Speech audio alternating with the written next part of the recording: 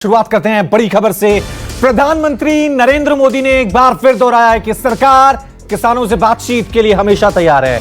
उन्होंने कहा कि कृषि मंत्री ने जो भी प्रस्ताव दिया उस पर हम अब भी कायम हैं।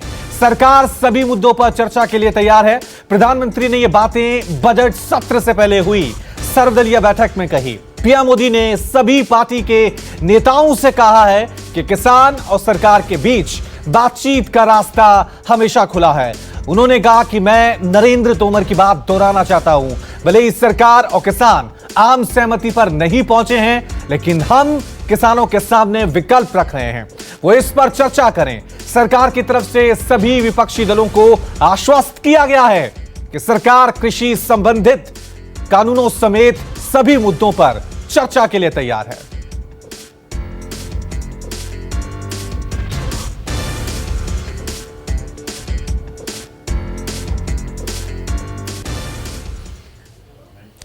वहीं इस बीच केंद्रीय संसदीय कार्य मंत्री प्रहलाद जोशी ने कहा कि सरकार किसानों से बातचीत के लिए तैयार है। सरकार खुले मन से हर तरह का गतिरोध खत्म करना चाहती है। माननीय प्रधानमंत्री जी ने अंत में दिशा निर्देश देते हुए ये कहा है कि जो डिस्कशन के लिए, नेगोशिएशन के लिए 22-23 को हमारा एग्रीकल्चरल मिनिस्टर श्री नरेंद्र सिंह तोमर जी ने जो उन्होंने ऑफर किया था, हम डिस्कशन के लिए तैयार है। अगर आप डिस्कशन फर्दर कंटिन्यू चाहते हैं तो मैं एक फ़ोन कॉल पे अवेलेबल हूँ। जो स्टेटमेंट जो उनको कम्युनिकेट किया गया था दैट स्टिल स्टैंड्स गुड।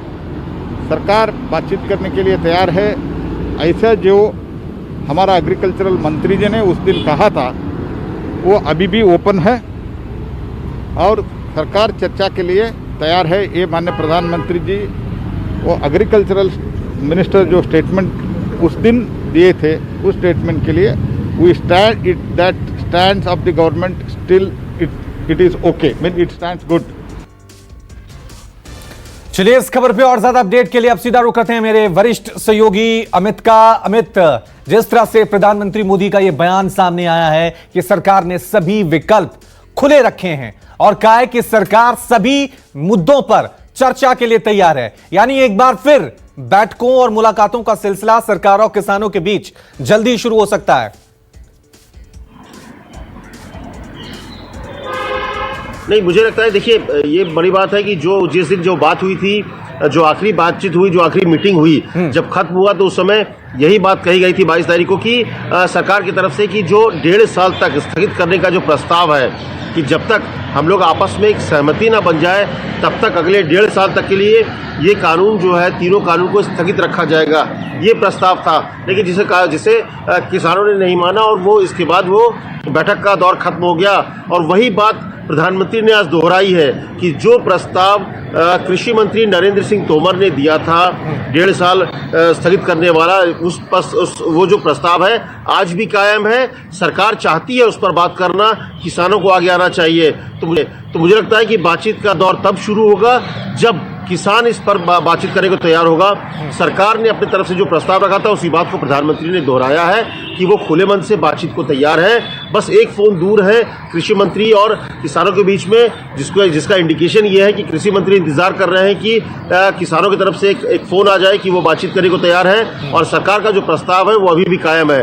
तो एक संभावना जो है, एक बताने की कोशिश जो आंदोलन कर रहे हैं किसान हैं उनके पास, ये प्रधानमंत्री की तरफ से एक तरह का बयान था जो इससे पहले कृषि मंत्री ने कहा था कि इस तरह का प्रस्ताव है।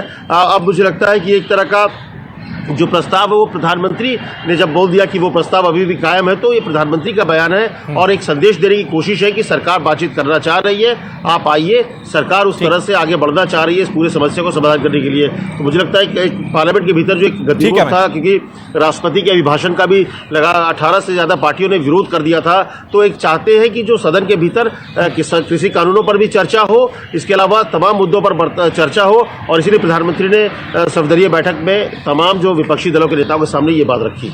ठीक है, तो चर्चा के लिए सरकार तैयार है, विकल्प भी दे रही है, लेकिन क्या समाधान निकलेगा, ये देखने वाली बात होगी। बहुत बहुत शुक्रिया अमित तमाम जानकारी के लिए। नमस्कार, मैं हूं मानक गुप्ता। अगर आपको हमारा ये वीडियो पसंद आया हो तो इसे लाइक और शेयर जरूर करें और हां, हमें सब्सक्राइब और फॉलो करना ना भूलें ताकि आप देश और दुनिया की कोई खबर मिस ना करें। तो जुड़े रहिए हमारे साथ और देखते रहिए न्यूज़ 24।